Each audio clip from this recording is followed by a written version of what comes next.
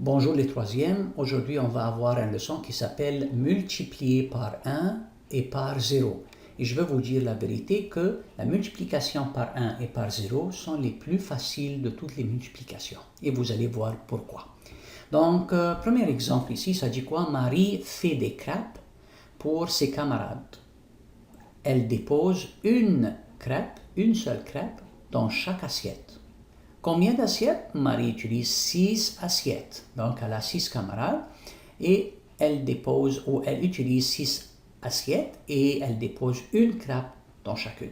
Donc, combien de crêpes Marie fait-il? Donc, c'est très simple avec la multiplication. On dit quoi?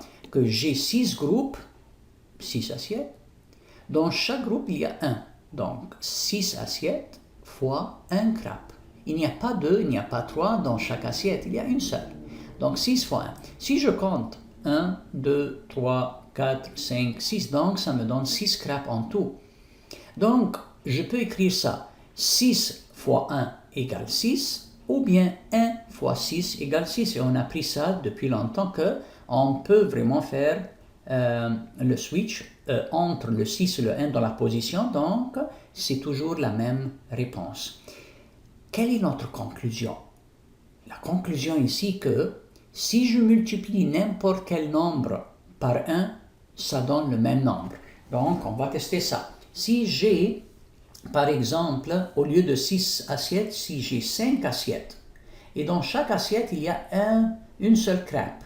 Donc, ça me donne 5 crêpes.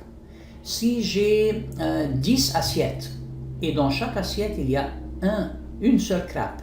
Donc, 10 fois 1, ça donne 10 crêpes. Donc, comme vous voyez, le nombre qui est multiplié par 1, ça donne le même nombre comme réponse. Le nombre que j'utilise et je le multiplie par 1, la réponse, ça va être la même réponse, 10. Donc, n'importe quel nombre, 8 fois 1 égale 8. Je répète le même nombre. Donc ça c'est très facile. Maintenant on va voir si je multiplie par 0. Donc si je descends en bas, ça dit quoi? Marie a 5 assiettes. 1, 2, 3, 4, 5. 5 assiettes. Mais ils sont vides. Il n'y a pas de crêpes ici, il n'y a pas de crêpes ici, il n'y a rien. Donc si j'ai 5 groupes d'assiettes et je le multiplie par rien, rien c'est-à-dire 0. Donc, il y a combien de crêpes? Il n'y a rien. Donc, il n'y a pas de crêpes. Donc, la réponse 0. Donc, 5 assiettes fois rien, qui est 0 crêpes, ça me donne rien, 0 crêpes. D'où ça vient les crêpes? Il n'y a rien. Donc, 5 fois 0, c'est-à-dire, je multiplie rien par 5, ça me donne rien. Donc, n'importe quel nombre multiplié par 0, ça donne 0. Si j'ai 10 assiettes et il n'y a rien dans ces assiettes, donc il n'y a rien.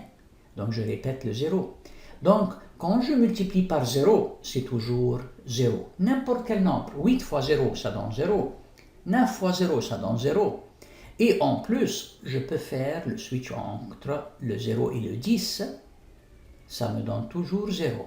Donc, en conclusion, le 0, quand c'est multiplié par n'importe quel nombre, la réponse est toujours 0. Mais si je multiplie par 1, je répète le même nombre. 8 fois 1, 8. 10 fois 1, 10. 4 fois 1, 4. J'espère que vous avez bien compris la leçon et vous avez vu comment c'est très facile de multiplier un nombre par 1 ou par 0. Si c'est multiplié par 1, je répète le nombre. Si c'est multiplié par 0, c'est 0. Merci pour votre attention.